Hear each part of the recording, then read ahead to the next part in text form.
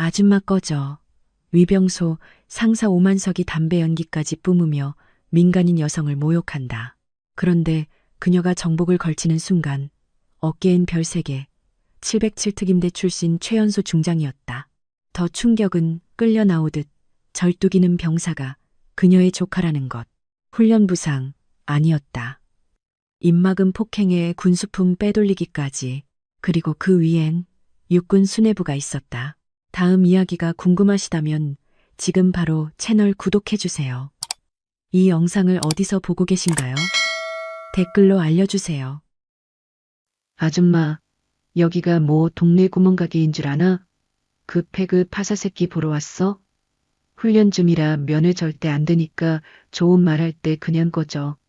부연 담배 연기를 상대의 면전에 보란듯이 내뿜으며 최태성 상사는 귀찮다는 듯 천타는 듯 손을 휘저었다. 감히 신성한 위병소 앞을 얼쩡거리는 민간인 여성을 쫓아내려는 오만함이 가득했다. 하지만 그는 꿈에도 몰랐다. 자신이 방금 벌레 보듯 무시한 그 여자의 어깨에 보이지 않는 육군 중장의 별 3개가 달려있다는 사실을. 그리고 그 거만한 한마디가 자신의 군 생활은 물론 인생 전체를 나락으로 떨어뜨릴 카운트다운의 시작점이라는 것을 말이다. 과연 눈앞의 여자가 누구인지도 모른 채 날뛰는 이 남자에게 앞으로 어떤 처참한 일이 벌어질까? 본격적인 이야기에 앞서 구독과 좋아요 한 번씩 눌러주시면 세상의 억울한 사연을 알리는데 큰 힘이 됩니다. 여러분의 무료로 할 수 있는 소중한 응원, 더 사이다 같은 이야기로 보답하겠습니다. 그럼 이제 시작하겠습니다. 네, 서울 강서구의 외진 곳에 자리 잡은 제1공수특전여단 정문학. 옷깃을 여미게 만드는 차가운 가을바람이 휑한 도로를 휩쓸고 지나가는 오후였다. 니소리도록 높고 맑았지만 높은 담장 너머 부대 안쪽에서는 훈련병들의 악에 바친 구령 소리가 간간히 들려와 묘한 긴장감을 조성했다. 덕문을 지키는 초병들은 총을 어깨에 둘러맨 채 날카로운 눈빛으로 전방을 주시하고 있었으나 정작 위병소 안쪽의 풍경은 사뭇 달랐다. 당직 부사관은 의자에 비스듬히 기대어 담배 연기를 길게 내뿜으며 지루한 오후의 나른함을 즐기고 있었다. 그때였다. 짙은 썬팅으로 내부가 전혀 보이지 않는 육중한 검은색 제네시스 EQ900 한 대가 미끄러지듯 다가와 부대 정문 앞에 멈춰섰다. 마치 금방 세차라도 한 듯 먼지 하나 없이 반짝이는 차체는 주변의 황량한 풍경과 이질감을 자아냈고 번호판은 평범한 일간 민간 차량의 것이었다. 부드럽게 들리던 엔진 소리가 뚝 끊기자 위병소 주변에는 무거운 정적이 감돌기 시작했다. 위병소를 지키던 최태성 상사는 귀찮다는 듯 눈을 가늘게 뜨고 그 낯선 차량을 응시했다. 그의 전투복 어깨에는 부사관의 묵직한 권위를 상징하는 V자 3개와 그 위에 꺽쇠 하나. 상사 계급장이 햇빛을 받아 선명하게 빛나고 있었다. 이 부대에서만 무려 15년을 근무한 베테랑이자 터줏대감인 그는 내 자신의 계급과 짬밥에 대한 자부심이 하늘을 찌를 듯한 인물이었다. 뭐야 저거? 아! 하는 기계음과 함께 운전석 창문이 천천히 내려갔다. 그 안에서 검은색 선글라스를 낀 중년 여성이 고개를 돌려 창밖을 내다보았다. 선글라스에 가려 눈빛은 보이지 않았지만 날카로운 턱선과 굳게 담은 입가에는 어떤 감정도 읽을 수 없는 서늘한 냉정함이 서려 있었다. 최태성 상사는 삐딱한 시선으로 그 여성을 위아래로 훑어보더니 기가 차다는 듯 피식코 웃음을 쳤다. 기사도 없이 민간인 여자가 감히 혼자서 그것도 겁도 없이 특전사 부대를 찾아왔다는 사실이 그저 우습게만 느껴졌다. 아줌마, 여기 뭐 하러 왔어요? 여기는 민간인이 함부로 들어올 수 있는 공원이 아닌데.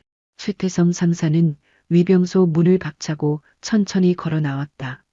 마치 자신의 안방에 불청객이 들기라도 한 양 노골적인 불쾌감을 드러내는 걸음걸이였다.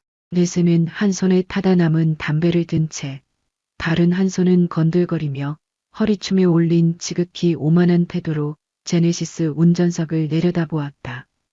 후 그의 입에서 뿜어져 나온 희뿌연 담배 연기가 허공으로 느릿하게 흩어졌다. 군부대의 규율 따위는 안중에도 없는 모습이었다. 운전석에 앉아있던 여성은 미동도 하지 않고 선글라스 너머로 최태성 상사를 싸늘하게 응시했다.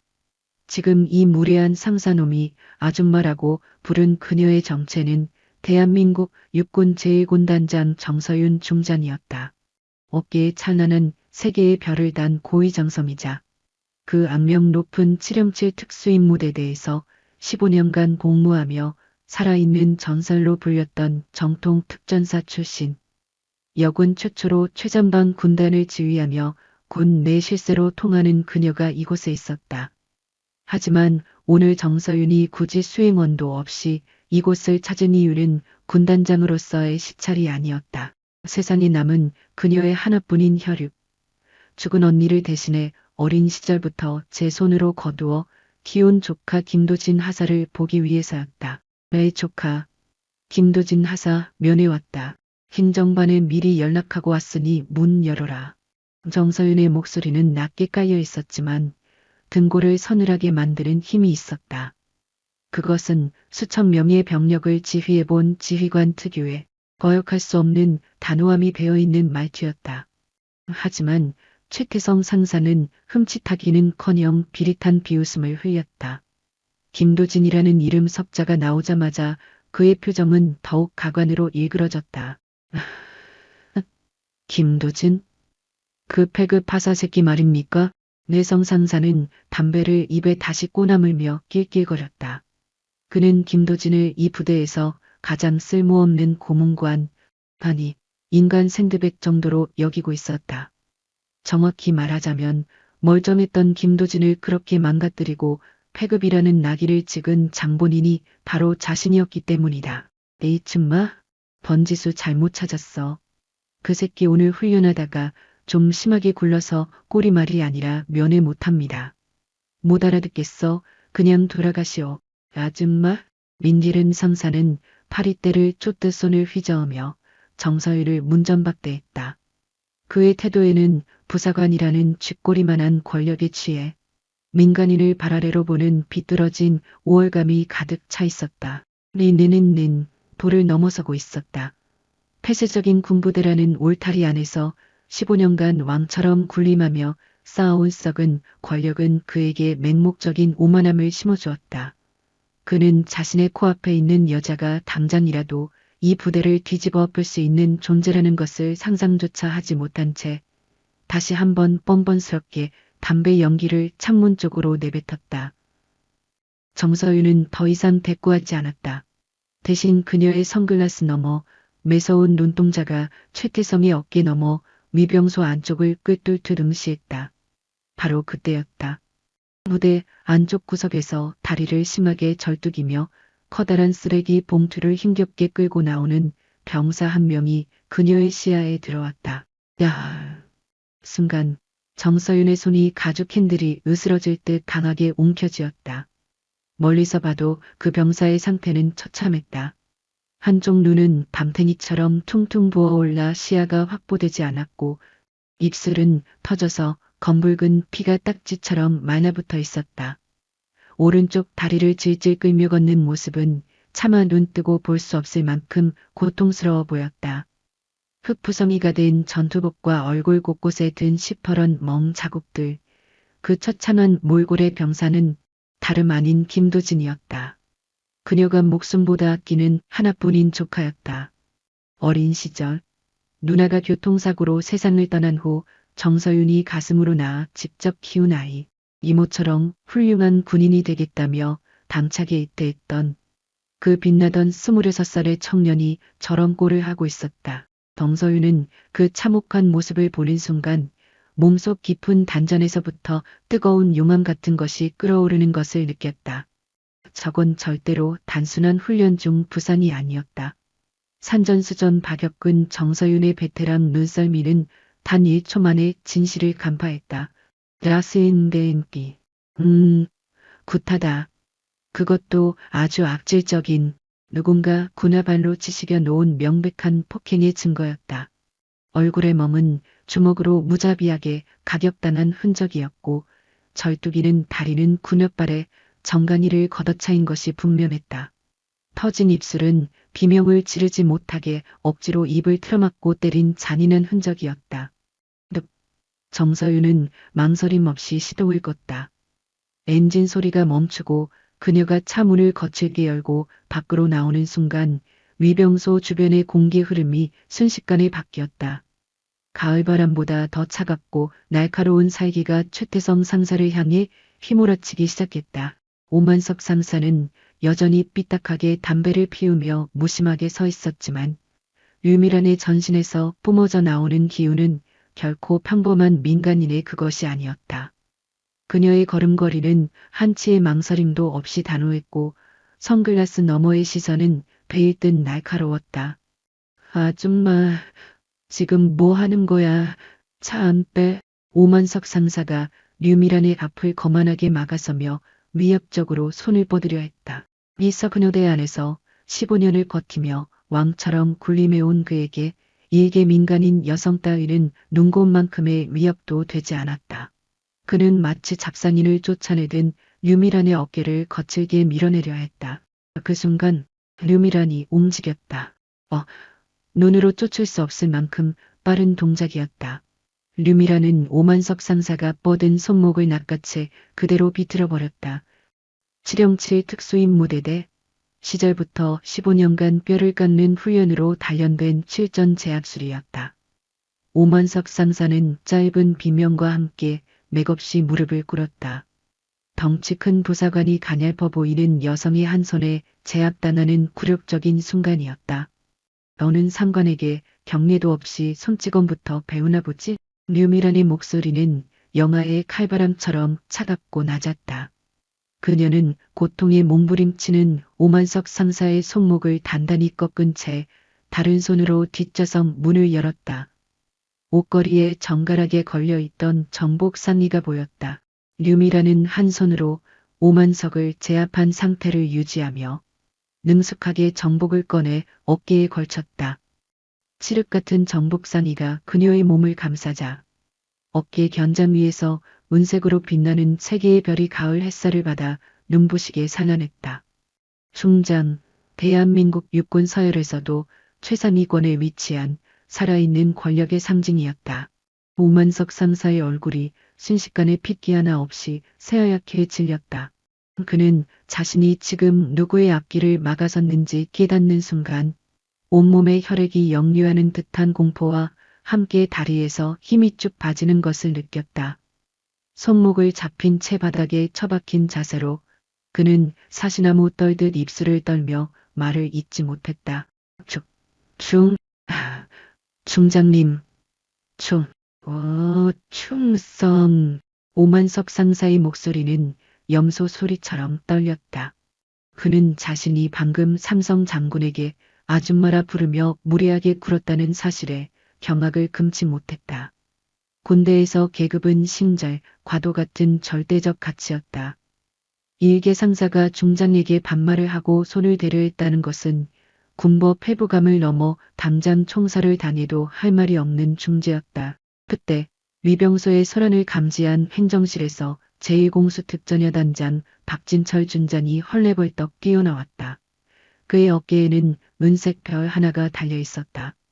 그는 자신의 부대 정문에서 삼성 장군이 위병소 근무자를 무릎 꿇리고 있는 매인덕무후무한 초유의 사태를 목격하고 말았다. 박진철 준장은 순간 숨이 턱 막히는 것을 느꼈다. 전방을 지키는 제5군단장이 예고도 없이 자신의 부대에 나타난 것도 경천동지할 일인데 지금 위병소장이 그녀 앞에 제압단에 있는 광경은 충격을 넘어 공포 그 자체였다. 군단장님, 여긴 어쩐 일이십니까? 연락도 없이 박진철 준장이 식은땀을 비 오듯 흘리며 달려와 각 잡힌 경리를 올렸다. 일성 장군인 준장이 삼성 장군인 중장 앞에서 취해야 할 당연하고도 필사적인 태도였다. 류미란은 그제야 오만석 상사의 손목을 툭 놓아주며 천천히 고개를 돌려 박진철 준장을 응시했다. 그녀의 눈빛은 북풍한 설보다 더 싸늘했다. 박 장군, 류미란이 입을 열었다. 그녀의 목소리는 차분했지만 그 안에는 억누를 수 없는 분노가 용암처럼 끓고 있었다. 내 아내 부대는 특수전을 가르치나? 아니면 동네 양아치 조폭 짓거리를 가르치나? 박진철 준장은 입이 10개라도 할 말이 없어 그저 입만 벙긋거렸다. 류미라는 싸늘한 시선으로 멀리서 쓰레기를 버리고 절뚝이며 힘겹게 돌아가는 병사를 손가락으로 가리켰다. 내 조카, 류선재 하사의 얼굴이 왜 저 모양이지? 박진철 준장의 얼굴이 딱딱하게 굳어졌다. 부대 내에서 패급 취급을 받으며 괴롭힘당하던 그 하사의 이모가 육군 내 실세인 5군 단장이라는 사실은 꿈에도 몰랐던 것이다. 아니, 알았더라면 애초에 이런 일은 벌어지지 않았을 것이다. 박진철 준장은 순간 머릿속이 하얗게 전미려는 아찔함을 느꼈다. 류미라는 대답조차 못하고 얼어붙은 박진철 준장을 지나쳐 성큼성큼 부대 안쪽으로 걸어 들어갔다. 류선재 하사는 쓰레기를 버리고 돌아가다가 심상치 않은 분위기에 정문 쪽을 돌아보았다. 그리고 그는 그 자리에서 석상처럼 얼어붙었다. 검은 정복을 입고 어깨에 찬란한 3개의 별을 단 여성이 자신을 향해 걸어오고 있었다. 류선재는 그 얼굴을 알아보는 순간 참았던 설움이 북받쳐 올라 눈물이 핑 돌았다. 류선재의 입에서 작은 목소리가 새어나왔다. 류미라는 만신창이가 된 조카 앞에 섰다. 그녀는 쓰고 있던 선글라스를 벗었다. 드러난 그녀의 눈에는 조카를 향한 깊은 연민과 그를 이렇게 만든 자들에 대한 살기 어린 분노가 동시에 담겨 있었다. 관등성명 대라. 류미란이 명령했다. 군인으로서의 기강을 확인하는 말이었지만 목소리 끝은 미세하게 떨리고 있었다. 하사, 류선재, 목소리가 작다. 다시, 하사,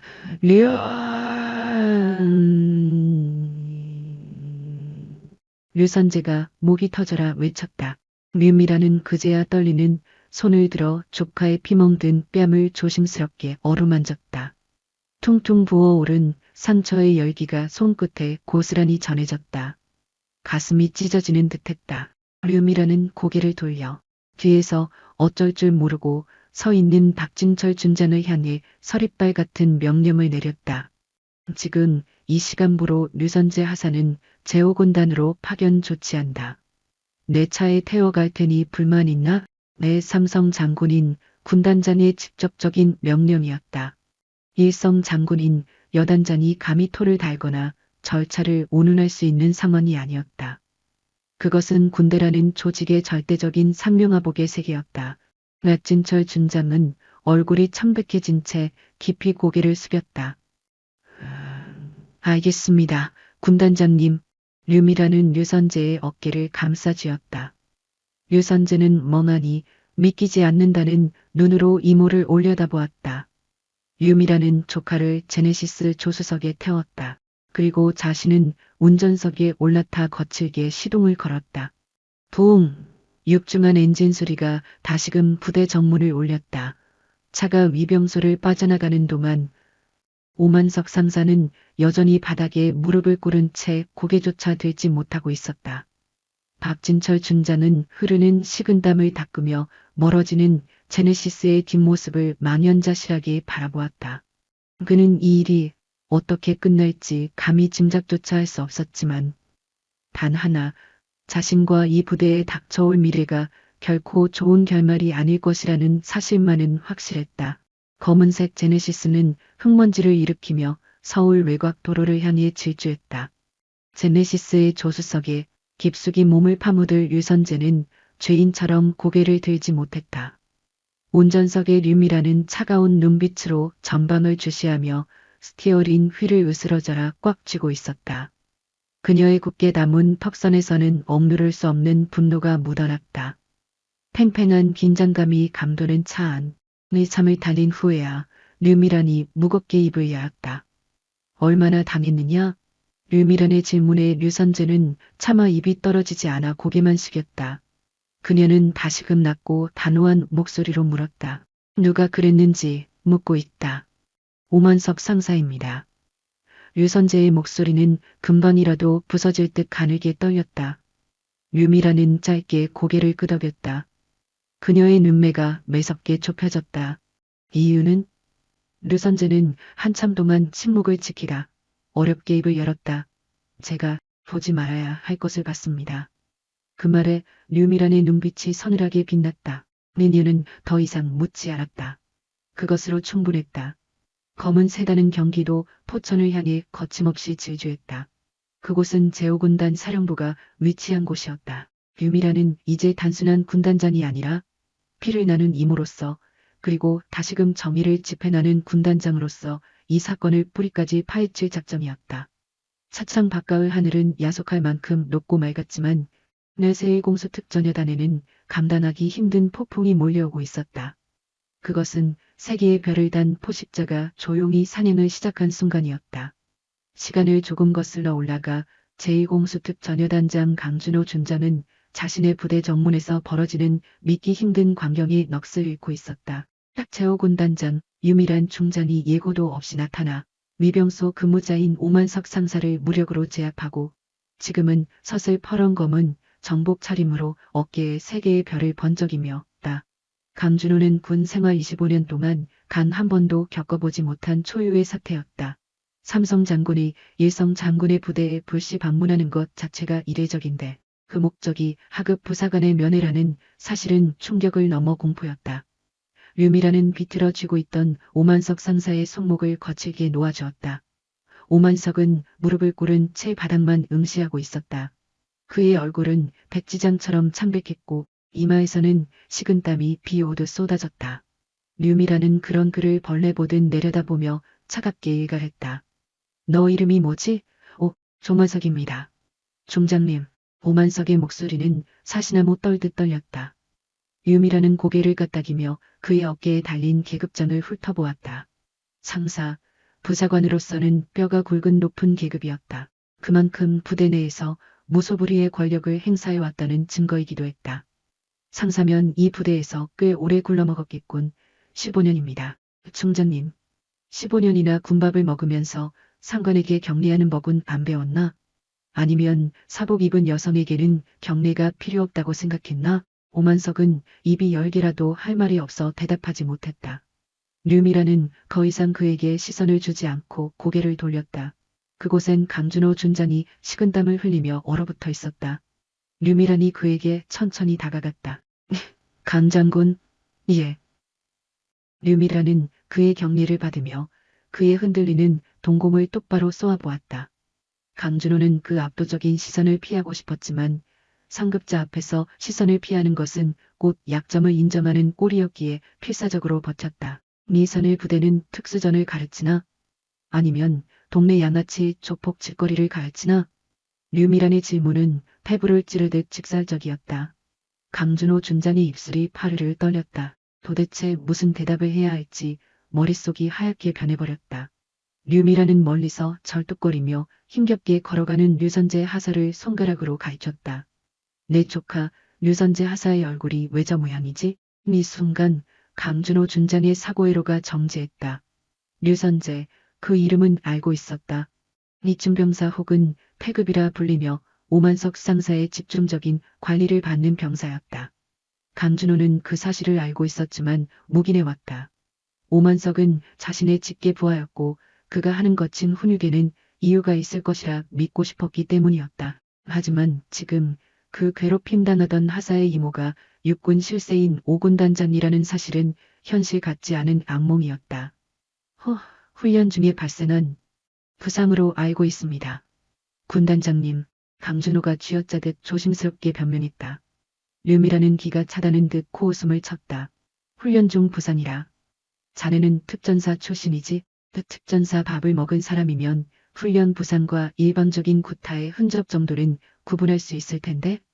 강준호 준장은 꿀 먹은 벙어리처럼 입을 다물었다. 더 이상의 변명은 통하지 않을 것이 뻔했다. 류미라는 그를 지나쳐 부대 안쪽으로 성큼성큼 걸어 들어갔다. 강준호는 허둥지둥 그녀의 뒤를 따랐고 오만석 상사는 여전히 바닥에 처박힌 채 감히 고개도 들지 못했다.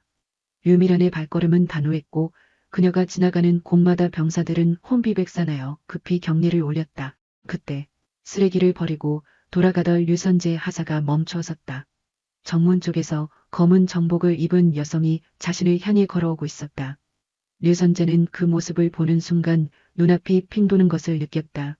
어깨 위에서 찬란하게 빛나는 세 개의 별, 그리고 익숙한 얼굴. 우와. 류선재의 입에서 작은 목소리가 새어나왔다. 어린 시절부터 부모 대신 자신을 키워준 이모를 보는 순간 지난 석 달간 꾹꾹 눌러 담았던 서름과 공포가 됨 무너지듯 터져나왔다. 류선재의 눈에서 굵은 눈물방울이 툭툭 떨어졌다. 류미라는 만신창이가 된 조카 앞에 멈춰섰다. 그녀는 쓰고 있던 선글라스를 벗었다. 드러난 그녀의 눈에는 조카를 향한 깊은 연민과 그를 이렇게 만든 자들에 대한 살기 어린 분노가 동시에 일렁이고 있었다. 류미라는 떨리는 손을 들어 류선재의 퉁퉁 부어오른 얼굴을 천천히 살폈다. 님 쪽 눈은 퉁퉁 부어올라 시야를 가리고 있었고 터진 입술 사이로는 비릿한 피냄새가 진동했다. 턱 주변의 시퍼런 멍과 귀 뒤쪽에 엉겨붙은 핏자국은 이것이 훈육이라는 명목하에 자행된 잔혹한 폭력임을 여실히 증명하고 있었다. 이 단순한 구타가 아니었다.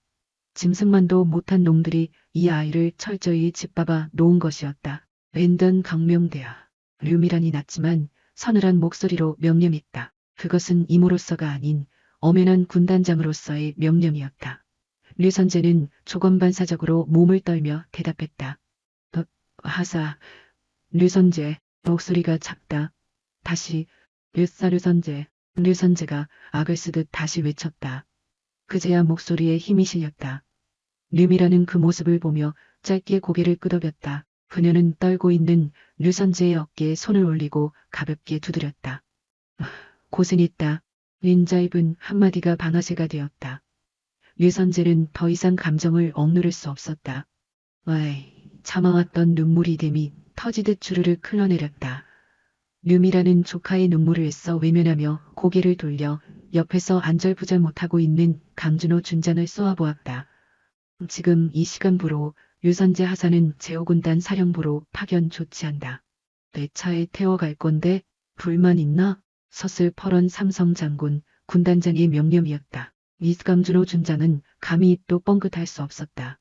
일개 여단장인 일성 장군이 직속 상관이자 육군 실세인 삼성 장군에게 토를 다는 것은 군법을 떠나 자살행위라 마찬가지였다. 그것은 절대적인 상명하복의 세계였다. 군단장님의 뜻대로 하십시오. 불만 없습니다. 니르선호 준장이 경직된 얼굴로 대답했다. 류미라는 다시 류선재에게 시선을 돌렸다.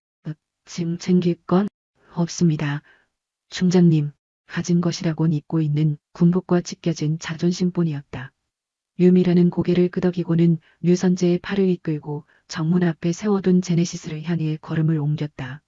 강준호 준장은 멀어지는 두 사람의 뒷모습을 망연자실하게 바라보았다. 이 자신의 군 생활에 치명적인 오점이 될 것이라는 사실만은 명확했다. 위병소 앞에는 여전히 오만석 상사가 석고대죄하듯 무릎을 꿇고 있었다. 류미라는 차에 타기 전 싸늘한 눈빛으로 그를 내려다보았다. 너는 오늘부터 대기발령이다. 곧 헌병대 수사관들이 닥칠 테니 각오하고 있어라. 오만석 상사는 공포에 질려 고개조차 들지 못했다. 류미라는 류선재를 조수석에 태운 뒤 운전석에 올랐다. 육중한 엔진 소리가 부대의 정적을 깼다.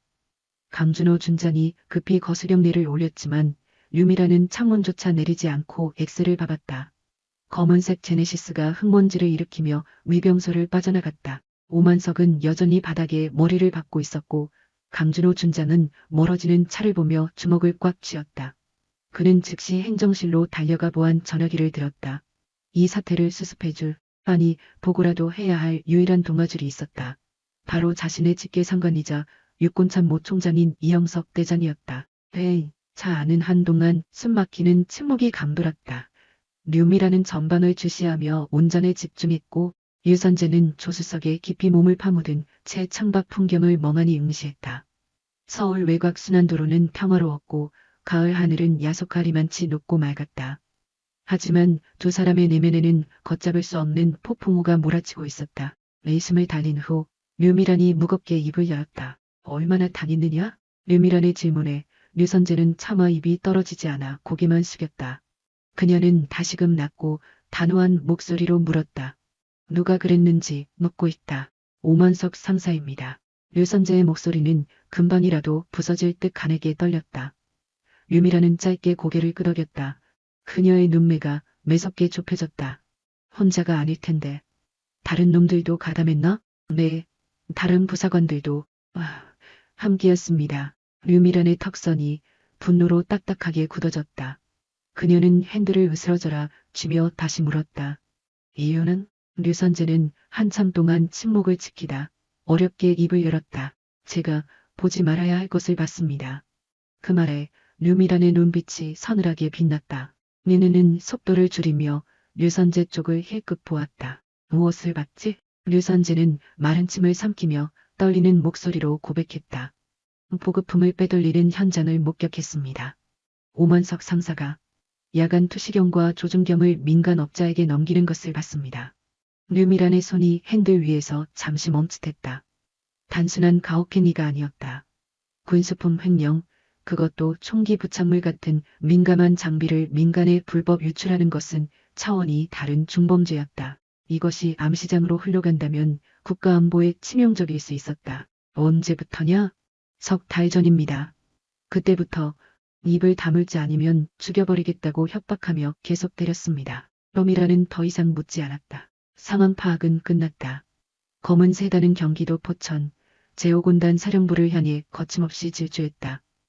류미라는 이제 조카를 구한 이모의 입장을 넘어 군단장으로서 썩어 빠진 환부를 도려내야 할 의무감을 느꼈다. 하선재는 창밖을 보며 흐르는 눈물을 닦아냈다.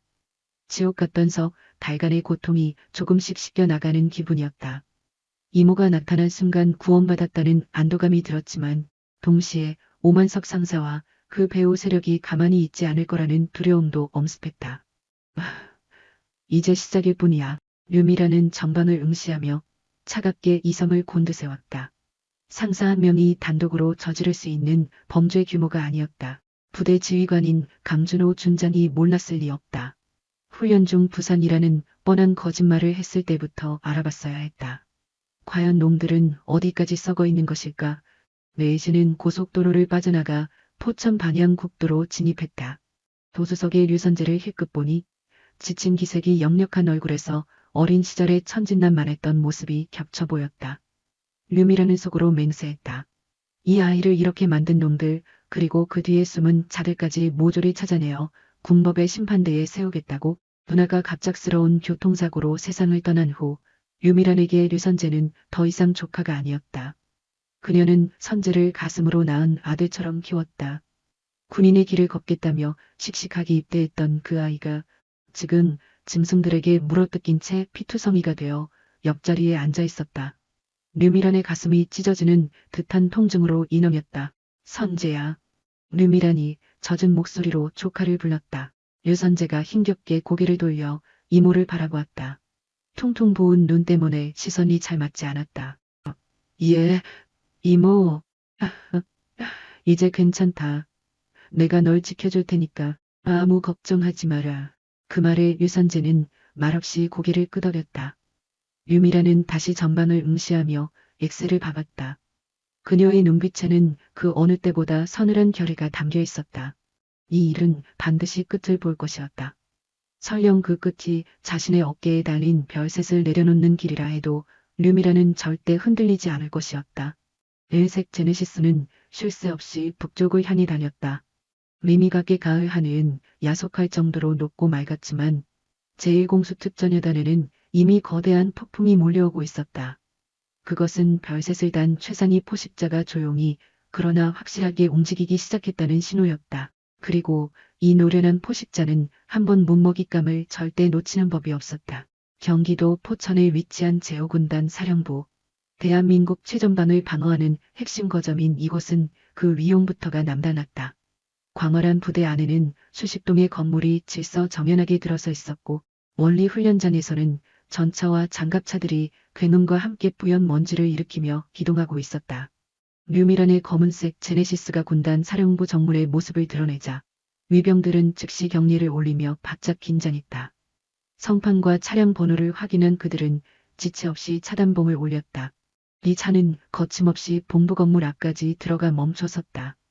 류미란이 운전석에서 내리자 미리 대기하고 있던 전속 부관이 급히 달려왔다. 대위 계급장을 단 젊은 장교였다. 군단장님, 복귀하셨습니까? 류미란은 부관의 격리를 받을 새도 없이 짧게 명령했다. 의무대로 안내해. 어?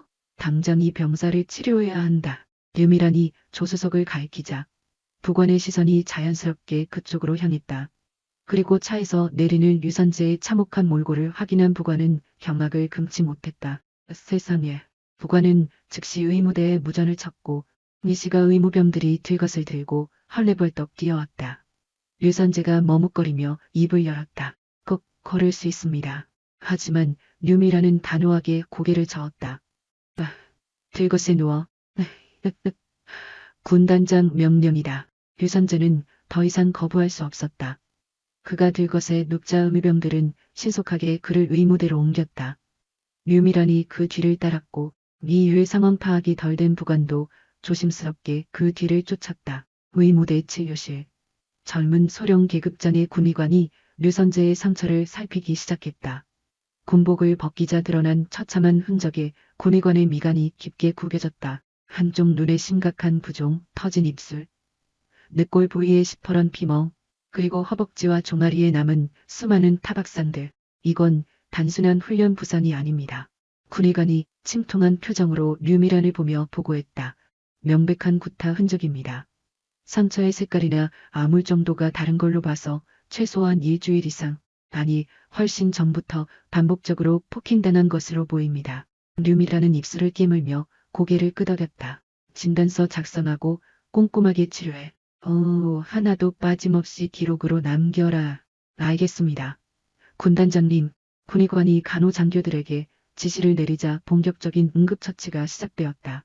류미란은 팔짱을 낀 채 의무대복도 창가에 서서 그 모습을 지켜보았다.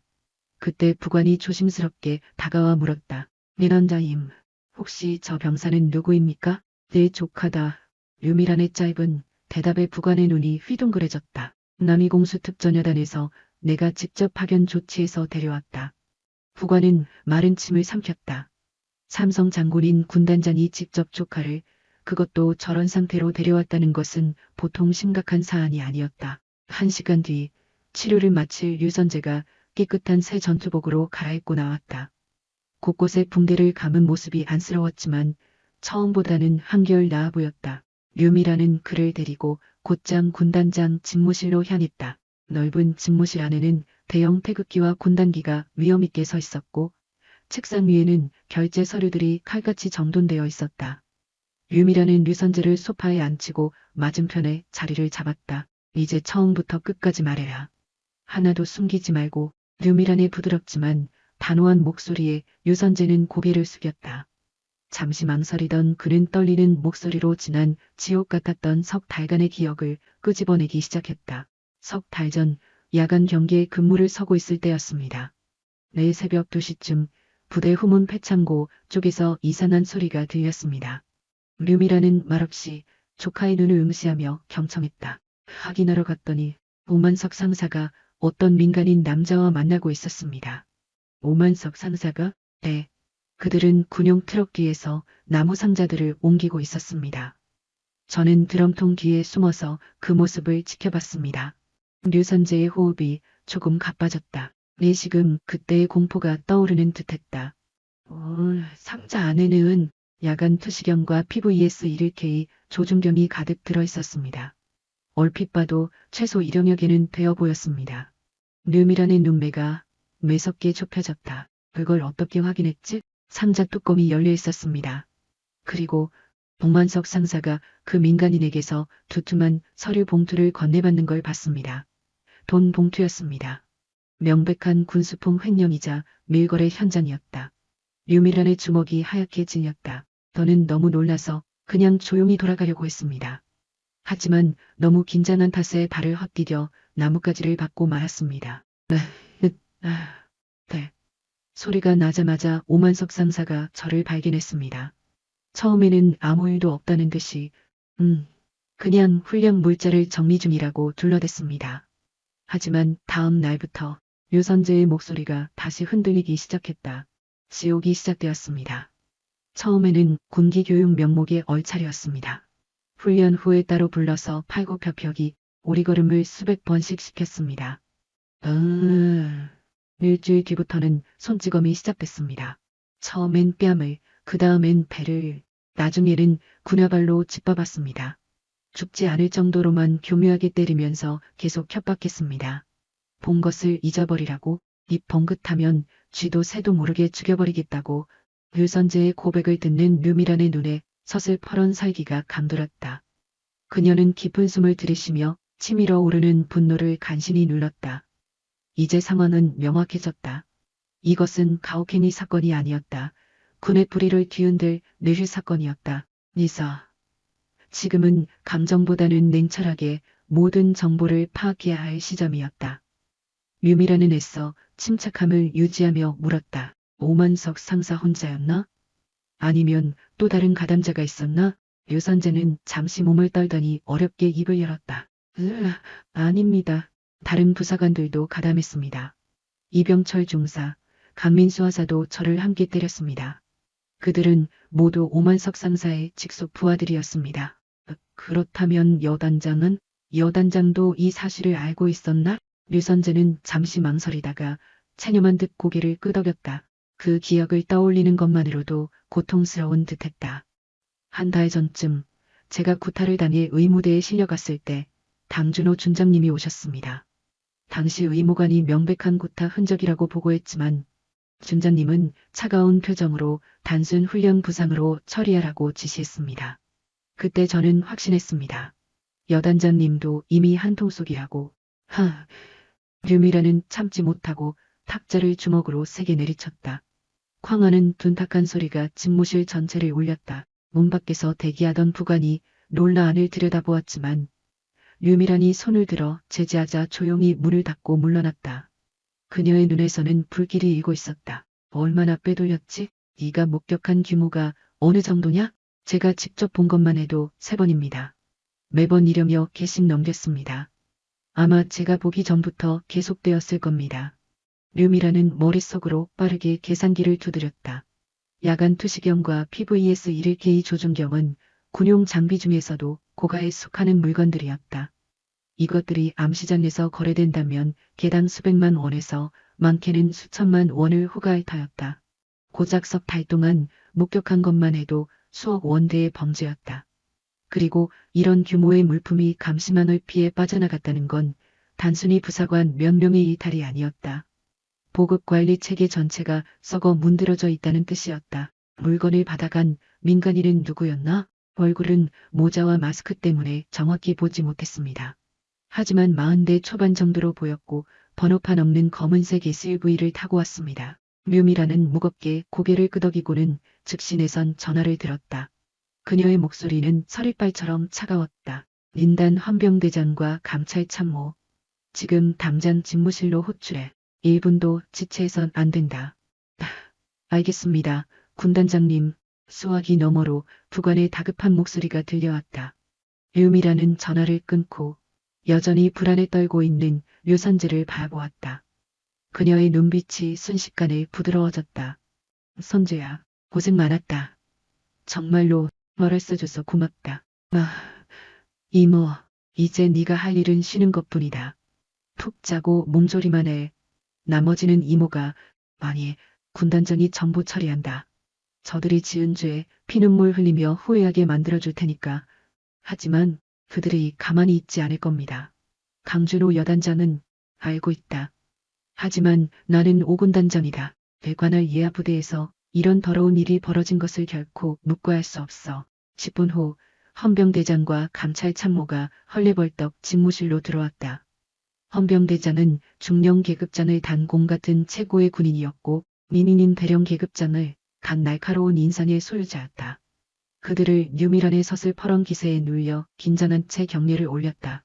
부르셨습니까? 군단장님. 류미란은 자리에서 일어나 그들을 내려다보았다. 제1공수특전여단에서 중대한 군수품 횡령 및 가혹행위 사건이 발생했다. 보급품을 조직적으로 빼돌리고 이를 목격한 병사를 입막음하려 폭행했다. 리츠 장교의 표정이 경악으로 물들었다. 하지만 류미란의 다음 명령은 그들을 더욱 얼어붙게 만들었다. 지금 즉시 이 사건을 전담 수사하라. 주모자는 오만석 상사를 비롯한 보급 계통 부사관들이다. 그리고 류미란은 잠시 뜸을 들였다가 맨일하나 단호하게 쓸기를 박았다. 여단장 강준호 준장도 조사 대상에 포함시켜라. 네, 준장님의 말씀이십니까? 민병대장의 목소리가 살짝 떨렸다. 직속상관도 아닌 타 부대 장성. 그것도 별을 조사한다는 건 엄청난 정치적 파장을 불러올 일이었다. 하지만 류미란의 눈빛은 흔들림이 없었다. 증인은 여기 있는 류선재 하사다. 진술을 확보하고 제1공수특전여단의 최근 1년치 보급 기록을 낱낱이 전수조사해. 니니니닌 거랄. 누락도 용납하지 않는다. 내일 아침까지 1차 보고서를 내 책상 위에 올려. 알겠습니다. 군단장님. 두 장교는 류미란의 기백에 압도되어 다시 경리를 올리고는 서둘러 집무실을 빠져나갔다. 그들이 나가자 류미란은 창밖을 바라보았다. 붉게 타오르는 노을이 마치 다가올 피바람을 예고하는 듯했다. 오늘 하루가 어떻게 지나갔는지 알 수 없을 만큼 정신없는 시간이었다. 하지만 그녀는 알고 있었다. 진짜 싸움은 이제부터 시작이라는 것을. 이 시각 서울 용산고에 위치한 육군본부에서는 은밀하고 긴급한 회의가 소집되었다. 화려한 조명이 밝혀진 총장실에는 육군 참모총장 한건수 대장과 그의 최측근 참모들만이 모여 있었다. 레스레전이 어깨에 달린 미개의 별이 조명을 받아 번들거렸다. 그는 대한민국 육군 서열 1위의 절대 권력자였다. 류미란 중장이 움직이기 시작했습니다. 정보 참모가 조심스럽게 보고를 올렸다. 이이회 한광수 대장은 고급 가죽 의자에 깊숙이 몸을 파묻은 채 손가락으로 책상을 까딱거렸다. 강준호 중장한테서 연락은 왔나? 예, 총장님. 조금 전 급한 전갈이 왔습니다. 5군단 헌병대가 제1공수특전여단을 들이닥쳤다고 합니다. 명목은 보급품 횡령 및 가혹행위 수사입니다. 미순 회장은 어이없다는 듯 코웃음을 쳤다. 류미란, 그 여자가 조카 하나 때문에 눈이 뒤집혀서 군단 전체를 동원하는구만. 감히 내 라인인 강준호를 건드려? 이건 명백한 직권남용이야. 어떻게 대응하시겠습니까? 한광수 대장은 잠시 턱을 괴고 생각에 잠겼다가 비릿한 미소를 지으며 입을 열었다. 임찰 실장 불러. 류미란을 털어야겠어. 하지만 총장님, 류 중장은 현직 군단장입니다. 와, 게다가 명분이 덩분? 내가 곧 육군이고 명분이야. 군단장이든 뭐든 사적인 감정으로 군사력을 동원했다면 그게 바로 군법 위반이지. 조카 때문에 월권을 행사했다면 그의 사과하는 책임을 지게 해줘야 하지 않겠어? 참모는 더 이상 토를 달 수 없었다. 한광수 대장은 즉시 수화기를 들고 어딘가로 전화를 걸었다. 그의 눈은 먹이를 노리는 맹수처럼 번들거렸다. 다음 날 아침 류미라는 쾌한 눈으로 군단장실에서 헌병대의 1차 보고를 받고 있었다. 밤새 진행된 강도 높은 조사 결과는 충격적이었다.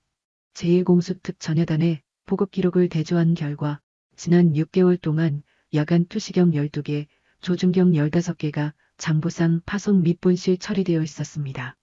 분실 보고서는 오만석 상사가 작성했고 최종 승인은 군수참모와 여단장 강준호 준장이 결재했습니다. 원병대장이 상기된 얼굴로 보고했다. 류선재 하사의 진술과 정확히 일치합니다. 이건 단순한 개인 비리가 아닙니다. 지휘관이 묵인하고 부사관이 실행한 명백한 조직적 횡령 범죄입니다. 류미라는 고개를 끄덕였다. 예상은 했지만 막상 증거를 확인하니 분노가 다시금 치밀어 올랐다. 이사는 충분하군. 강준호 준장 소환 영장 준비해. 오늘 안으로 직접 소환해서 조사한다. 알겠습니다.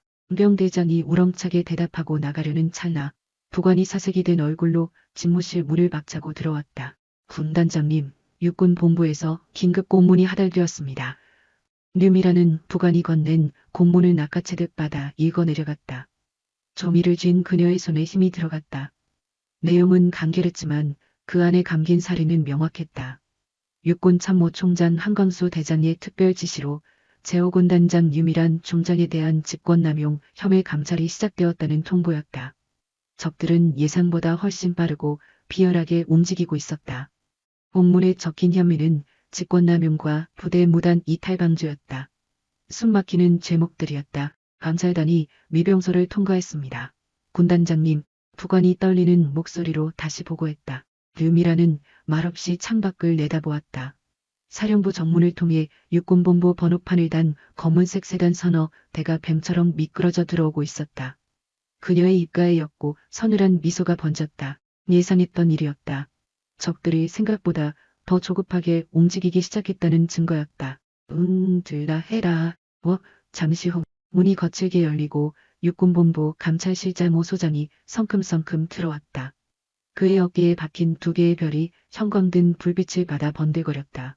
그 뒤로 서류 가방을 든 감찰관 서너 명이 하이에나 때처럼 따라 들어왔다. 오 소장을 유미란에게 건성으로 격리를 올렸다. 눈빛에는 비릿한 조소가 서려 있었다. 류 중장님, 조카 일로 유감입니다만 이렇게 월권을 행사하셨다는 제보가 들어와서 말입니다. 참으로 안타깝군요. 류미라는 자리에서 일어나지도 않았다. 소파에 깊숙이 몸을 묻고 다리를 꼬은 채 사냥감을 노려보는 맹수처럼 그를 응시했다. 오 장군, 자네는 총장의 사냥개가 되어 여기까지 왔나 보군. 꼬리가 꽤나 길어. 오 소장의 얼굴이 순식간에 붉게 달아올랐다. 그는 류미란보다 계급은 낮았지만 지금 이 순간만큼은 총장의 칼자루를 쥐고 있다는 우월감에 젖어 있었다. 말씀 삼가십시오. 지금 그게 선배 장군에게, 아니 감찰관에게 할 소리입니까? 류미라는 대답 대신 차갑게 웃었다. 폭풍이 몰려오고 있었지만 그녀는 이미 그 폭풍의 눈 속에 있었다. 오 소장의 류미란의 침묵을 기세가 꺾인 것으로 착각하고 승리감에 도취된 표정으로 집무실을 휘이 둘러보았다. 이성 장군인 소장이 삼성 장군인 군단장을 조사한다는 것은 흔치 않은 일이었다. 하지만 육군참모총장의 직접 명령, 즉 상명하복이라는 명분이 그에게 무소불위의 힘을 실어주었다. 오 소장은 한광수 대장의 직계 라인이었고 오늘 그의 임무는 류미란의 군복을 벗기는 것이었다. 군단 병력을 사적으로 동원하고 여단장의 승인도 없이 병사를 빼돌렸다. 이건 명백한 직권남용이자 군기문란입니다. 못 벗는 걸로 안 끝납니다. 군사재판까지 각오하셔야 할 겁니다. 오 소장이 으름장을 놓자 뒤따라온 감찰관들이 일제히 움직여 서류함을 뒤지기 시작했다. 화당탕 서랍이 열리고 기밀 문서들이 바닥으로 쏟아지는 소리가 유런했다. 류미라는 그 무례한 광경을 평온하게 그러나 눈빛만은 시베리아의 동토처럼 차갑게 지켜보았다. 아무리 오군단장이라 해도 군법 위에 있을 순 없지요. 조카가 맞은 건 안 됐지만 그건 여단 내부 문제입니다. 사적인 감정으로 군령을 어기다니 군인 자격 미달 아닙니까? 오 소장의 목소리가 점점 커졌다. 그를 류미란이 꼼짝없이 당하고만 있다고 믿었다. 다 지졌나? 한참 만에 류미란이 입을 열었다. 낮지만 공간을 압도하는 목소리였다. 뭐라고요? 서류 뒤지는 쇼는 그쯤 하면 됐고 자네가 진짜 봐야 할 건 이거야. 류미란은 탁자 위에 놓여있던 두툼한 황색 서류 봉투를 집어들어 오 소장의 발치에 툭 던졌다. 묵직한 소리가 정적을 깼다. 오 소장은 미간을 찌푸리며 봉투를 주워들었다. 이게 뭡니까? 열어봐. 자네 주인이 잃어버린 양심, 아니 목숨줄이 들어있을 테니. 오 소장은 코웃음을 치며 봉투를 열었다. 안에는 수십 장의 엑셀 출력물과 은행거래 내역서가 들어있었다. 그는 건성으로 첫 장을 넘겼다. 하지만 두 번째, 세 번째 장을 넘길수록 그의 동공은 지진이 난 듯 흔들리기 시작했다. 안색은 흑빛으로 변해갔다. 문서에는 오만석 상사가 빼돌린 군수품의 상세한 거래 내역이 적나라하게 기록되어 있었다. 거래 날짜, 품목, 수량, 암시장 거래 금액, 그리고 그 돈의 흐름까지. 오 소장의 손이 떨리기 시작했다. 오만석 상사의 차명 계좌로 입금된 돈은 세탁 과정을 거쳐 강준호 준장의 비밀 계좌로, 그리고 최종적으로는 이게 대체 이 종착지는 한광수 육군참모총장과 연관된 페이퍼 컴퍼니의 계좌였다. 류미라는 천천히 자리에서 일어나 창가로 걸어갔다. 그녀의 등 뒤로 거대한 위압감이 뿜어져 나왔다. 보면 모르겠나? 그건 단순 횡령이 아니야. 군수품 횡령을 넘어선 거대 범죄 카르텔의 증거지. 오만석이 훔치고 강준호가 눈 감아주고 부수입금은 한광수 총장의 주머니로 들어갔어. 류미란이 횡몸을 돌려 오 소장을 쏘아보았다. 그녀의 눈에서 파란 불꽃이 튀는 듯했다. 다음 페이지를 넘겨봐. 혹한 이가 막힌 게 있을 테니. 오 소장은 홀린 듯 다음 장을 넘겼다. 거기에는 빼돌려진 야간 투시경과 조준경들이 암시장을 통해 어디로 흘러갔는지에 대한 정보사령부의 추적 보고서가 첨부되어 있었다. 일부는 민간 수집가에게 팔렸지만 내심 장비들은 불법 무기상의 손을 거쳐 북한 정찰총국과 연계된 조직으로 넘어갔다. 우리 군의 장비가 적들의 손에 쥐어졌다는 뜻이야. 류미란이 한 걸음 다가오자 오 소장은 저도 모르게 뒷걸음질 쳤다. 이건 단순 비리가 아니야. 오 장군, 이건